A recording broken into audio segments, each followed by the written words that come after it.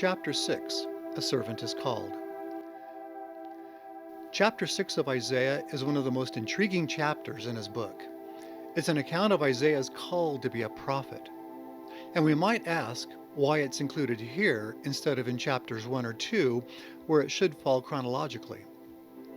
The answer, of course, is that Isaiah is using his call as a type of something else that will occur in his timeline of the last days. Isaiah's call as a prophet is being used as a type and shadow of another servant's call from God. From Isaiah's account, we learn that this other man will live among a people of unclean lips, and that he himself will be a man of unclean lips. Thus, like Isaiah, this servant too will have need of repentance. He must be purged of his sins before he is called to his very special ministry. Another intriguing element is how this man will be called. First, he will be called by the voice of, and in the presence of, God himself. Next, as his mission will have some similarities to the Lord's mission on earth, it appears that the words of the servant's call will be identical to those of Jehovah's call in the premortal world. With Isaiah, the Lord said, "Whom shall I send?"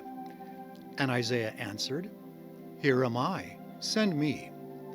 These are the same words that were used in the premortal world when Elohim called Jehovah. The Father said, "Whom shall I send?" And Jehovah said, "Here am I, send me." That's from Abraham chapter 3. So what was Isaiah being called to do? From his book, we know that he was being called to prophesy, but in a certain way. He was being told to prophesy in such a manner that those who read his words would not understand them. As Latter-day Saint scholar Victor Ledlow once said, Isaiah's writing is, quote, deliberately difficult, end quote.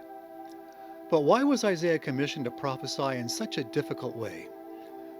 For the same reason Nephi was told not to reveal in his plainness all that he had been shown about the last days. For the same reason that John in Revelation is perhaps just as difficult to understand, because it would frustrate God's plan if the wicked among us knew all the answers to the tests that are coming. Fortunately, as Nephi tells us, the covenant people will understand the words of Isaiah in the last days, and those words will be of great worth to us. In verse 11, Isaiah asks, "How long will this be?" In other words, how long will it be before the people understand my words? And the Lord gives a very portentous answer. Quote, "Until the cities be wasted without inhabitant, and the houses without man, and the land be utterly desolate." The Lord is saying that Isaiah's words will not be fully understood until the cities of the people are wasted without inhabitant and are utterly desolate. At that time, surely because of their sufferings, the people will pray day and night for deliverance. Then the more humble among them will be purged of their sins, and they too will hear the voice of God, both in their hearts and through their prophet, telling them to go forth and build up a holy and Zion-like people. So again, applying Isaiah's call to a servant of Christ in the last days, will his words also be deliberately difficult? Yes, but perhaps in a slightly different way. They will be understood, but they will be very hard to follow. It will take great faith to follow the prophet of the Lord in the last days. For, as Isaiah tells us in the final verse of this chapter, only a tenth, or perhaps only a tenth of a tenth, will become the holy seed of Zion. If you'd like to learn more about Isaiah's prophecies for our day, check out the website, thewordsofisaiah.com. I'll try to answer your questions there and show you how to get the book, The Words of Isaiah, that explains his prophecies as they apply to the covenant people in our day.